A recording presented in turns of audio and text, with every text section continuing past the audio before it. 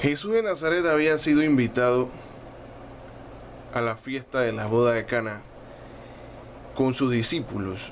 Eso nos da a entender que Jesús fue invitado a un evento privado, a algo realmente privado.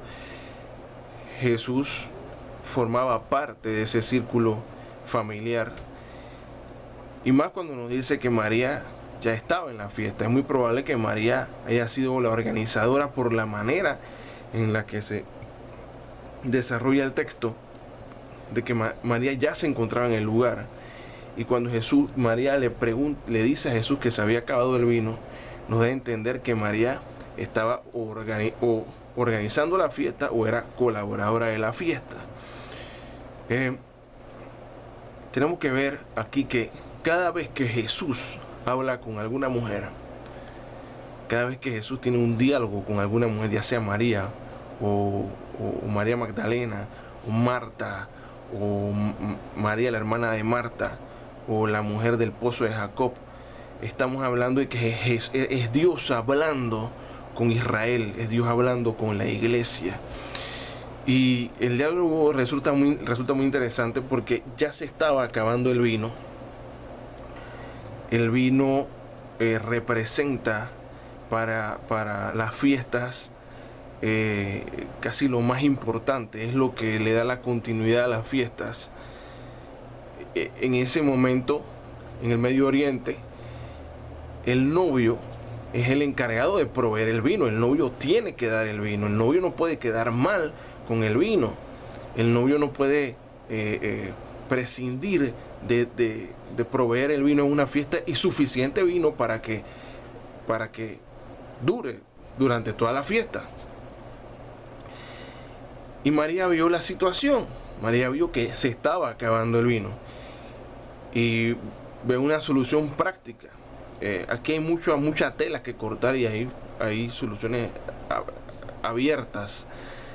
Aquí podemos ver que María le dice a Jesús, se está acabando el vino, no tienen vino. Es muy probable que Jesús, como el jefe de la casa, el hombre de la casa, recordemos que Jesús era el que estaba al frente del taller, la palabra dice que él era el carpintero. Era muy probable que Jesús tuviera la capacidad económica para ir a buscar el vino. Eso implicaba que había que ir a una bodega, a una tienda, y había que comprar el vino. En ese momento, Jesús le dice a María: ¿qué tienes conmigo? Aún mi tiempo no ha llegado. Esto es una declaración importante. Aquí hay un diálogo traído por el Espíritu Santo. María representa a la nación de Israel. No tienen vino. El vino hace mucho que se había acabado en Israel. Hace 450 años Israel ya no tenía una comunicación con Dios. Hace 450 años que Israel no tenía palabra profética. Hace 450 años que no había palabra de Dios. Hace 450 años que no había un pastor que guiara a la nación de Israel a través de todos sus problemas, a través de este mundo, a través de la convulsión que siempre ha traído Satanás al mundo. Y vemos que Jesús le dice: aún no ha llegado mi tiempo. Esto tiene dos acepciones que podemos ver aquí. Y es que aún no ha llegado mi tiempo de manifestarme como el novio de Israel. Si bien es cierto, había un novio en esa fiesta, pero el verdadero novio de Israel estaba en esa fiesta. María, como Israel, dice: no tienen vino. Todos los maridos en adulterio espiritual que había tenido Israel, se les había acabado el vino. Israel no tenía y se lo dijo posteriormente Jesús a la mujer del pozo de Jacob: 5 maridos ha tenido y aún el que tienes no es tuyo. Israel había estado en un adulterio espiritual terrible. Israel estaba bajo el dominio romano y había estado bajo el dominio griego, Y Israel estaba totalmente devastada. No había alegría en Israel, no había palabra en Israel. Se había acabado el vino totalmente, pero había llegado el verdadero novio de Israel. No era su tiempo de manifestarse, pero sí que había llegado. Y si bien no era su tiempo, Él es capaz de anticiparse, Él es capaz de, antes de tiempo, antes de dar un poco de vino, para que sepamos lo que Dios nos ha concedido.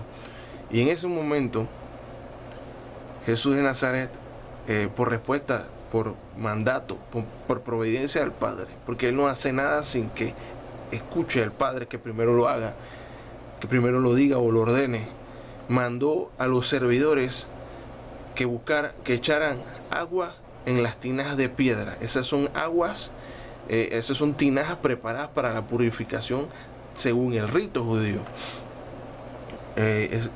Se usan para la clase de ritos de purificación. Los servidores habían llegado con María o estaban con Jesús, porque María les dice a ellos, hagan todo lo que Él les dijere. Y Jesús, inspirado por Dios, mandado por el Padre, le dice a los colaboradores, echen agua en estas tinajas. Muchas preguntas pudieron haber pasado por la mente de aquellos colaboradores.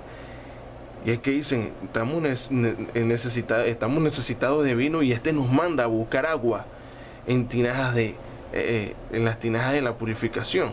Porque, imagino, la pregunta no lo registra la Biblia. Es muy abierto para conclusiones. De que hayan preguntado, ¿por qué no nos mandó a buscar las tinajas donde estaba el vino? Los odres donde estaba el vino. Nos mandó a buscar agua en las tinajas de la purificación. Por un lado no lo vieron tan extraño, porque eran tinajas donde se echaba agua para la purificación. Dice que llegaban a llenarse con 2 o 3 cántaros de agua. Así que tuvieron que haber hecho varios viajes para llenar esa tinaja. Y aquí lo que vemos es que cuando el agua es puesta en las tinajas, dice que eran 6 tinajas.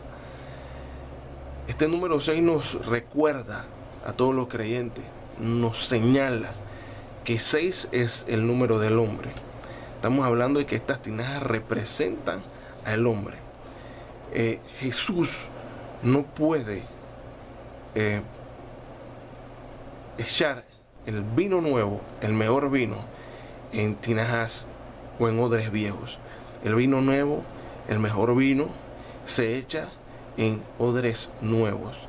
Esas tinajas nunca habían recibido vino porque eran las tinajas que se usaban para la purificación, solamente habían recibido agua toda su vida.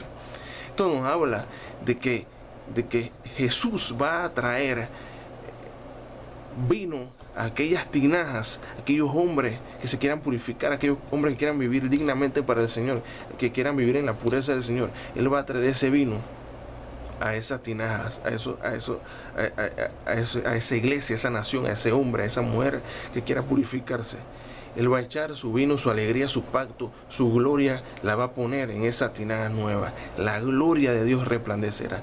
Otra cosa que nos dice es que Él directamente no echa el vino se produce dentro de las tinajas, se produce dentro del hombre por la acción del Espíritu Santo y por la palabra de Él. Si bien es cierto, su tiempo no había llegado de proveer el vino. Y esto nos habla de que Él hace todas las cosas nuevas. De lo que no es, hace lo que es. Del agua hizo el vino.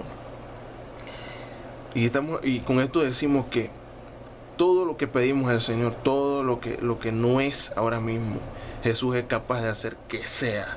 Todo lo que no es, que nosotros queremos, según la palabra, según nuestros deseos, que están alineados con Dios, queremos que sea. Y no es, no es la sanidad física, no es hay escasez, hay problemas familiares, hay problemas legales. Bueno, de lo que no se ve, ahí donde no se ve, Jesús es capaz de hacer que se haga. Del agua es capaz de formar vino. Segundo punto que vemos aquí es que Eh, Jesús era el Cordero de la Pascua. Podemos ver según la palabra del Señor que tiempo después se iba a cumplir la fiesta de la Pascua. No era el tiempo de Jesús. Por eso también le dice, por eso es una conversación guiada por el Espíritu Santo. Le dice, aún no es mi tiempo. Y era cierto, aún no era su tiempo de morir. De ahí en 3 años Jesús iba a morir por nuestros pecados. Pero con ese acto Él estaba demostrando que ya no iba a ser el hombre purificado parcialmente con agua. El hombre iba a ser purificado de esos 3 años en adelante hasta el tiempo de hoy con la sangre derramada de su cuerpo. Por eso dice la palabra del Señor que reunió a sus discípulos en la última cena y le dice que es la copa de vino, esta copa de vino es mi sangre que es derramada por vuestros pecados.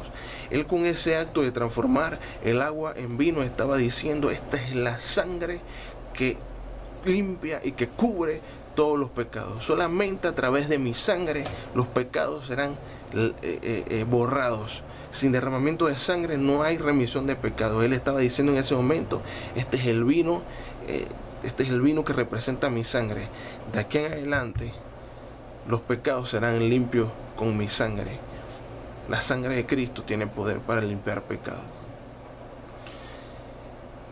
Estamos hablando de que de ese tiempo en 3 años se iba a cumplir la Pascua. Por eso el texto empieza diciendo en Juan 2, al tercer día se hicieron unas bodas en Caná de Galilea y estaba ahí la madre de Jesús. Al tercer día después, vemos que la Biblia cuando habla de días, te habla de un día, te habla de un año. Estaba profetizando el evento que de ahí en 3 años lo que iba a purificar el hombre ya no iba a ser el agua, y la purificación no iba a ser parcial, que iba a ser total por medio de la sangre del Cordero derramada por nuestro pecado. Lo tercero que vemos aquí es que pudieron haber pasado muchas cosas por la mente de los colaboradores, y es que los mandaron a buscar agua, no vino. Pero cuando le dan el agua al maestresala, el agua, no salió agua de la tinaja, salió vino de la tinaja. Y eso nos hace saber y reflexionar que tenemos que ser obedientes a la palabra del Señor, obedientes a lo que el Señor nos pone por delante, obedientes a lo que el Señor nos dice que tenemos que hacer. Echa agua en la tinaja. Señor, pero estoy pidiendo vino. Echa agua en la tinaja.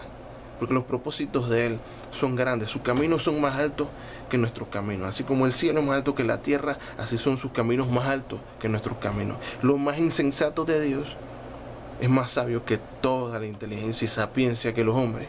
Los métodos que Él utiliza son métodos que el hombre no utiliza. Por eso la Biblia dice que las cosas de la cruz son locura para los que se pierden. Por eso los métodos de Dios a veces parecen insultar la inteligencia, a insultar la sabiduría del ser humano.